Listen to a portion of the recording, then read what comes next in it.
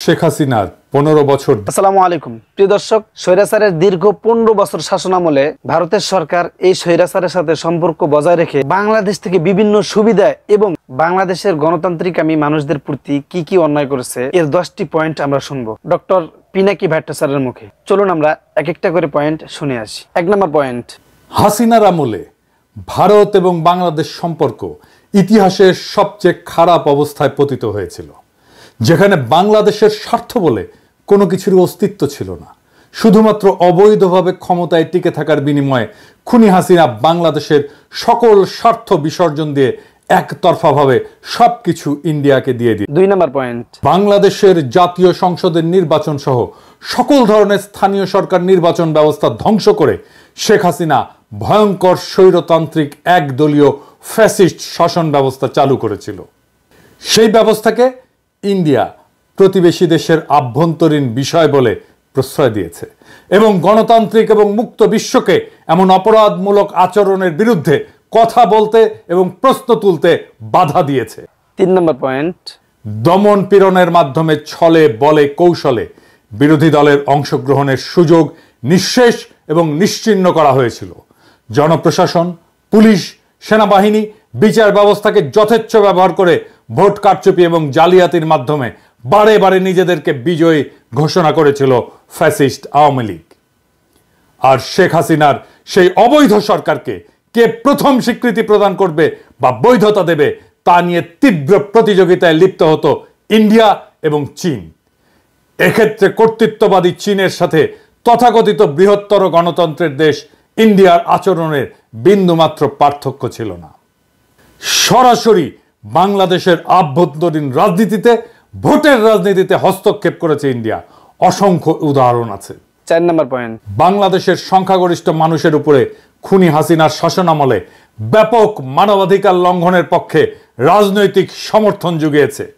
বিশ্ব পরিমণ্ডলে অপরাধীর পক্ষে দাঁড়িয়েছে ভারত রাষ্ট্র। এর বিরুদ্ধে প্রতিবাদ করেছে, বিশ্ববিবেক জাগ্রত করার চেষ্টা করেছে আন্তর্জাতিক মানবাধিকার সংস্থাগুলো, যেমন Asian human rights commission, amnesty international, human rights watch, FIDH আর RFK হিউম্যান রাইটস ফাউন্ডেশন। বিরোধী দলগুলো এবং রাজনৈতিক ভিন্ন মতাবলম্বীদের দমন করতে এমন হাজার হাজার নেতাকর্মীদের বিরুদ্ধে মিথ্যা মামলা মোকদ্দমা দিয়ে তাদেরকে নিষ্ক্রিয় করা হতো। শুধু তাই না, গ্রেপ্তারকৃত বিরোধী নেতাকর্মীরা হেফাজতে নির্যাতনের শিকার হতেন। অনেকে কারাগারে চিকিৎসার অভাবে এবং নির্যাতনে মারা গেছেন। বিরোধী দলীয় সমাবেশ এবং আন্দোলনের উপরে সরকার সমর্থিত বাহিনী নিয়মিতভাবেই সংঘবদ্ধ হামলা করেছে এবং সকল ক্ষেত্রেই এইসব অপরাধীরা বিচার থেকে রেহাই পেয়েছে। আইন শৃঙ্খলা বাহিনী, বিশেষ করে র্যাব এবং পুলিশ অজস্র বিচার বহির্ভূত হত্যাকাণ্ড ঘটিয়েছে। ক্রসফায়ার বা বন্দুকযুদ্ধ নামের ঘটনাগুলোতে বহু বিরোধী দলের নেতা কর্মী প্রাণ হারিয়েছেন। বিরোধী দলের নেতাকর্মী, সাংবাদিক, নাগরিক সমাজের অজস্র নেতাকর্মীদের গুম করা হয়েছে এবং এই কাজে নীরব সমর্থন জানিয়েছে সব সময় ভারত রাষ্ট্র। 5 নম্বর পয়েন্ট, সাংবাদিক এবং মানবাধিকার কর্মীদের উপরে ডিজিটাল সিকিউরিটি অ্যাক্ট ব্যবহার করে হয়রানি এবং গ্রেপ্তারের ঘটনা অহরহই ঘটেছে। মুক্ত সাংবাদিকতা এবং মত প্রকাশের স্বাধীনতাকে কঠোরভাবে দমন করা হয়েছে। সরকারের বিরুদ্ধে সমালোচনা করা ব্যক্তিদেরকে গ্রেপ্তার করা, আটককৃতদের নির্যাতনের শিকার হওয়ার ঘটনা ছিল নিত্য নৈমিত্তিক বিষয় এবং অসংখ্য মানুষকে দেশ ছাড়া করা হয়েছে। মানবাধিকার রক্ষা করতে চাওয়া ব্যক্তি এবং সংস্থাগুলোকে নিয়মিত হুমকি, নজরদারি এবং প্রশাসনিক হয়রানির মুখোমুখি হতে হয়েছে।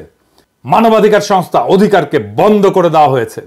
শুধু রাজনৈতিক সমর্থনই না, খুনি হাসিনা সরকারের এমন সকল ধরনের অপরাধমূলক কর্মকাণ্ডে সার্বিক সহায়তা করে গোয়েন্দা তথ্য জুগিয়ে এবং নির্যাতনের নানান কৌশল শিখিয়ে প্রশিক্ষণ দিয়েছে ভারতীয় কর্তৃপক্ষ। এখনো বাংলাদেশের বাহিনীগুলোর মধ্যে ভারতীয় অফিসারেরা প্রশিক্ষক হিসেবে আছে বলে অসমর্থিত সূত্রে জানা যাচ্ছে। অন্তত 2 জনের পার্টিকুলার আমি পেয়েছি, ভেরিফাই করছি। বাংলাদেশের রাজনৈতিক কর্মী, রাজনৈতিক নেতা, এমনকি বাংলাদেশের আদালতের সাক্ষ্যকে আদালতের সামনে থেকে ছিনতাই করে গুম করে নিয়ে তাদেরকে ভারতে পাচার করা হয়েছে। বিএনপি নেতা সালাউদ্দিন সাহেবকে বাসা থেকে গ্রেপ্তারের পরে তাকে ভারতের সিমলায় পাওয়া যায়। মৌলানা সাঈদীর মামলায় আদালতের সামনে থেকে সাক্ষীকে ছিনতাই করে তাকে ভারতের জেলে ঢোকানো হয়। 6 নম্বর পয়েন্ট, ফারাক্কা চুক্তি মোতাবেক বাংলাদেশকে যে পরিমাণে পানি দেওয়ার কথা সেই পানি পাওয়া যায়নি। শুধু তাই না, তিস্তা সহ একটা নদীরও পানি চুক্তি সম্পন্ন করা হয়নি। ইন্ডিয়া থেকে আসা সব কয়টি অভিন্ন আন্তর্জাতিক নদীতে বাঁধ দিয়ে পানি প্রবাহ আটকে ফেলেছে ভারত। সেদেশের অভ্যন্তরে বাঁধ নির্মাণের ফলে বাংলাদেশের নদীগুলো সব গেছে মরে। নদী আমাদের প্রাণ, আমাদের প্রধান যোগাযোগের মাধ্যম, জীবিকা আর প্রোটিনের উৎস, সেইটা পুরোপুরি ধ্বংস করে দিয়েছে ভারত, যা বাংলাদেশের জনগণের মধ্যে তীব্র অসন্তোষ তৈরি করেছে। 7 নম্বর পয়েন্ট, নানা ধরনের ছলচাতুরি করে ট্যারিফ বসিয়ে ভারতের বাজারে বাংলাদেশি পণ্য ঢুকতে বাধা সৃষ্টি করেছে। আর উল্টো দিকে বাংলাদেশের বাজার ভারতীয় পণ্য দিয়ে ছয় লাভ করে দিয়েছে। ফলে দুই দেশের বাণিজ্যে ভারসাম্যহীনতা দীর্ঘদিন ধরে বিদ্যমান, যা বাংলাদেশে অর্থনৈতিক অসন্তোষ সৃষ্টি করেছে। 8 নম্বর পয়েন্ট, বিএসএফ কর্তৃক বাংলাদেশ সীমান্তে নিয়মিতভাবে এদেশের নাগরিকদের হত্যা করা ভারতীয়দের কাছে একটা কৃতিত্বের ঘটনায় পরিণত হয়েছে।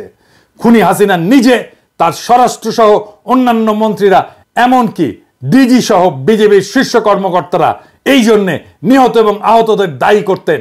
নির্লজ্জ এই সমস্ত দালালদের কে বুঝাবে যে অবৈধভাবে সীমান্ত পাড়ি দেওয়ার অপরাধে একজন মানুষকে বিনা বিচারে মৃত্যুদণ্ডে দণ্ডিত করা যায় না।